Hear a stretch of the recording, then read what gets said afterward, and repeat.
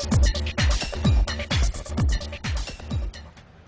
everybody, Jess here with IGN's E3 live show for 2010, streaming straight from the show floor on e3.ign.com and YouTube.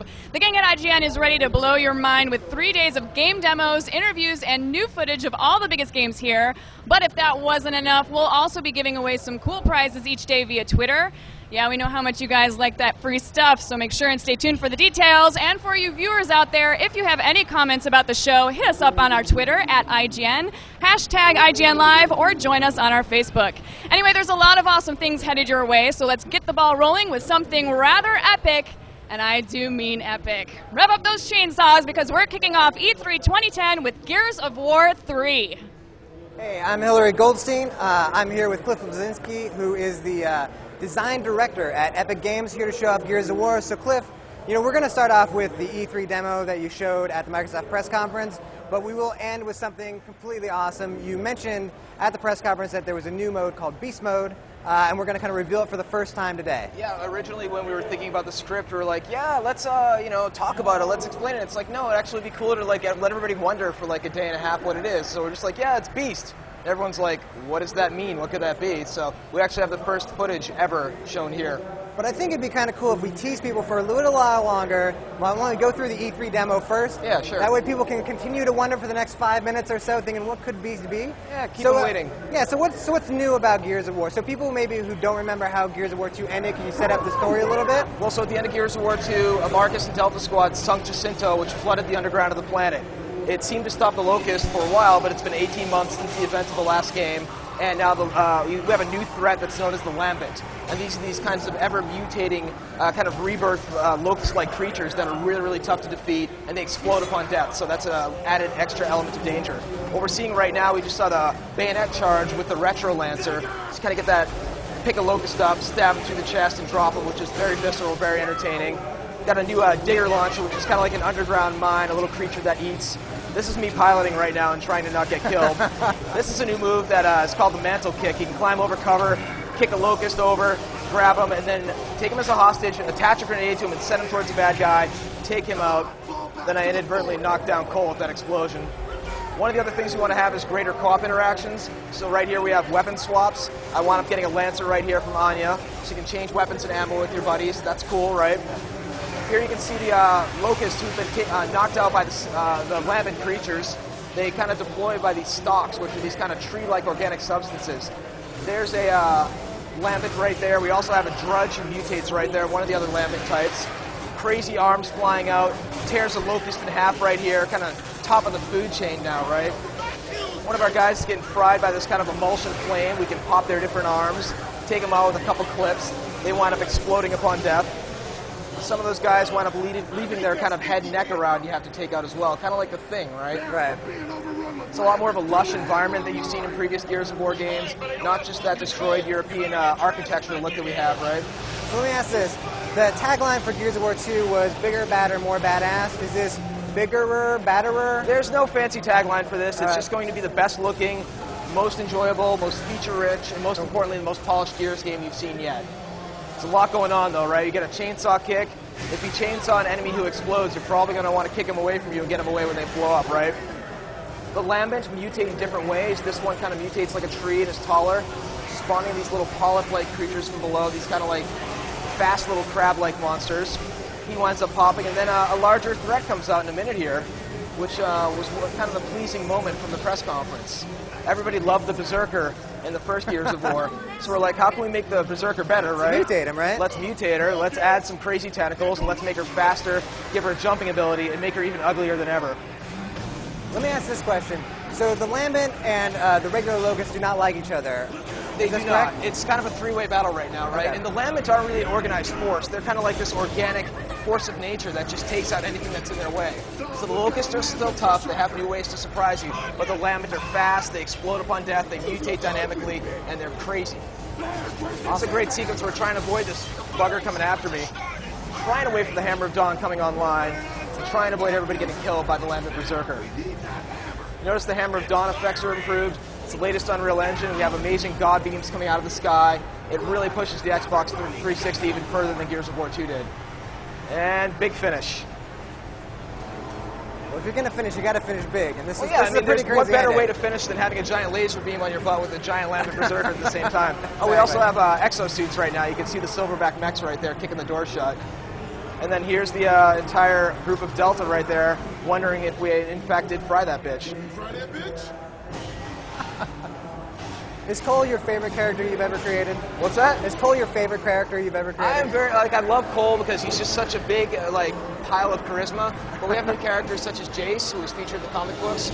We just announced he's being voiced by the rapper Drake. And we're announcing some other new voice cast this week that's we're pretty excited about. Very cool. And then one of the other big changes for Gears of War 3 is that we're finally going to see female cogs. Yeah, female Gears are finally kind of taking place. Previously in the Gears world, females were kind of regulated to this bedside mode where they had to give birth all the time because humanity's population was dwindling. Now all bets are off, everybody's stranded now, and we have female Gears. Anya has evolved kind of from a pencil pusher, at a desk to somebody who can really hold her own in combat. And then we have Samantha Byrne, who can really hold her own alongside with Anya. And we take our female Gears seriously in this game. We love, sexy characters as much as the next guy. But in this universe, we wanted to really take it seriously. So you can see our females are proportioned fairly reasonably. They're not half naked because it just wouldn't make sense for combat. And I think our female fans of the franchise will respect that a lot. You want to go for the Sigourney Weaver and Alien kind of look, Yeah, right? a little Sarah Connor, a little Sigourney Weaver. Right. What would Jim Cameron do as opposed to what would Lowrider Magazine do? Not that there's anything wrong with what Lowrider Magazine Oh, absolutely. does. That kind of look has its own place, but in a world where everything is falling apart, we want to know that our girls are tough, that they can handle themselves, and they can hang alongside the boys. And they're not just sex objects, right? It's very, very important that we take it seriously. Here we're Lancer bayonet charging one of the drudges who pops upon death. There's really a lot going on here, and it's so tricky to cover it all in a short period of time. Of course. I think people have waited long enough. They want to know. Let's just hop right in, do Beast Mode, and you can tell everybody sort of what the big surprise is about this. Well, so previously we had Horde Mode in Gears 2, and everybody seemed to like that. Everybody loved it. Amazing. I mean, a lot of games suddenly started shipping with a Horde Mode. We're like, cool, I guess that means we did something right. So we're like, well, how can we switch that up? What's the interesting thing that we could do? And we decided, what if you could play as not only the Locust, bipedal characters, but what about the monsters? What if you could run along the floor as a ticker and try and suicide bomb your enemies? What if you could play as a boomer and you could try and take out Marcus Phoenix? What if you could play as a berserker and you could be incredibly powerful and smash the coalition forces in some of their setups? And it's really kind of this, you can play as wretches also, kind of taking cover and sliding along, knocking over the bad guys, taking out the said female Gears, and it proves to be a lot of fun. So it's you and up to 4 friends on Xbox Live, taking on wave after wave of increasingly difficult COD. It's a lot of fun. Now, unlike Horde, where if I'm playing as a gear and I die, that's it for me in that round. Obviously, if you're playing as that ticker, your purpose is to just explode on somebody. So do you get respawns then? Well, so what you get is you get tokens that you earn by killing various coalition characters, right? And so the more tokens you get, the bigger creature you can unlock. And some of the creatures will be locked from the beginning. You're not going to be able to play as a berserker from day one. You kind of have to earn that right. But that said, I think the whole unlocking thing has kind of gotten insane in the video game industry, whereas you pay $60 for a game and you don't get any features and you have to unlock it for 400 hours. We'll have a good stable of creatures, you'll be able to play as them, then you'll unlock the berserker. Right here you can see we have our Cantus, who kind of acts as our medic class, has the ability to resurrect a lot of the Locust gunners and grenadiers, which is kind of a great thing. You hang back, bring him back into battle, and continue to fight. There goes the ticker. He's a little bastard, man. He's got the little wiggly butt in the back. And what happens here is you have these great moments where you have a berserker versus the mech exosuit of the Silverback, which is pure magic. Yeah, that stuff is actually just incredibly awesome. So the control say for a ticker is that you have a button where you actually choose when to explode, is that right? Yeah, you basically hit B to suicide bomb. And you'll find when you try and take out the cog, they'll kind of dive out of the way, and you're like, no, get over here, and you'll get to the point where you get double kills. We often joke at work that the game mode's called Smear the Gear. Nice. And is this going to be the same setup as Horde, where it's goes up to 50 waves, or? We haven't quite figured out how many waves there'll be yet.